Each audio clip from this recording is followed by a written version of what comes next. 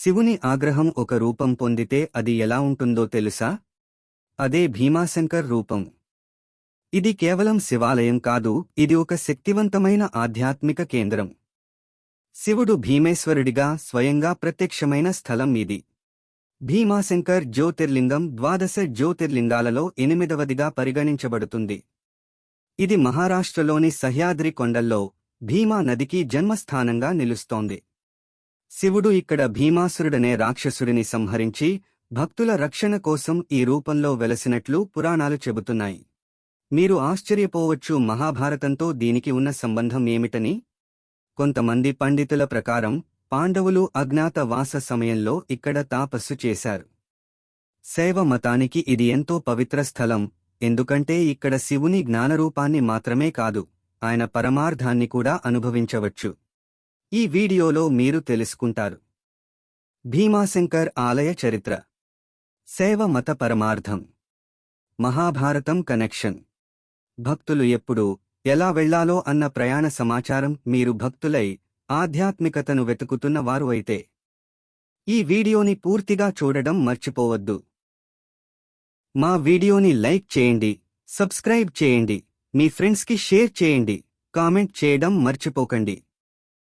భీమ అనే రాక్షసుడు త్రిపురాసురుని వంశస్థుడు. అతనికి అసాధారణమైన శక్తులు కావాలనే తపస్సు చేసి శివుని ప్రసన్నం చేసుకున్నాడు.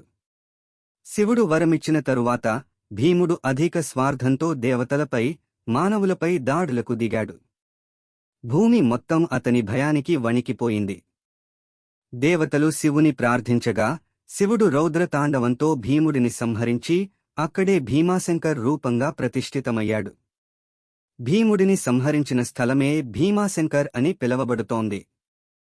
జ్యోతిర్లింగ స్థల విశిష్టత. మహారాష్ట్రలో పశ్చిమ ఘట్టాల్లో సహ్యాద్రి కొండల మధ్య ఉంది భీమాశంకర్. పుణే నగరానికి సమీపంలో ఉన్న ఈ స్థలం సహజసిద్ధమైన అడవులు, నీటిపాతాలు, కొండలు కలగలసిన అందంతో భక్తులకు ఆధ్యాత్మిక శాంతిని ఇస్తుంది. భీమా నది మూల ప్రదేశం ఇదే. భీమా నది అక్కడ నుంచే పుట్టి కృష్ణా నదిలో కలుస్తుంది. శైవతత్వం, భీమాశంకర్ రూపం. ఇక్కడి శివలింగం మానవరూపాన్ని పోలినట్టుగా ఉంటుంది. ఇది చాలా అరుదైన విషయం. భీముడిని సంహరించడంలో శివుడు ప్రదర్శించిన ఆగ్రహం, భక్తుల పట్ల చూపే కరుణ అనే 2 భావాలు ఇక్కడ ప్రతిఫలిస్తాయి. ఆగ్రహం శక్తిగా మారినప్పుడు అది ధర్మ రక్షణకే ఉపయోగపడుతుంది అన్న శైవ సందేశం ఇక్కడ వ్యక్తమవుతుంది. భక్తుల అనుభూతులు. శివరాత్రి రోజున లక్షలాది భక్తులు పాదయాత్రగా వచ్చి శివుని దర్శిస్తారు. కొన్ని ఆలయ పరిసరాల్లో శక్తి వలయం అనుభూతి వస్తుందంటూ అనేకమంది చెప్పినట్లు ఉంది. భీమాశంకర్ నామం ఒకే పదంలో శివుని రౌద్ర రూపానికి, కరుణాత్మక ధర్మానికి కలయిక. ఈ ఆలయం శివభక్తి ఎలా మారుతుంది అనేది మన ఆత్మజ్ఞానానికి గైడ్ లాంటి విషయం.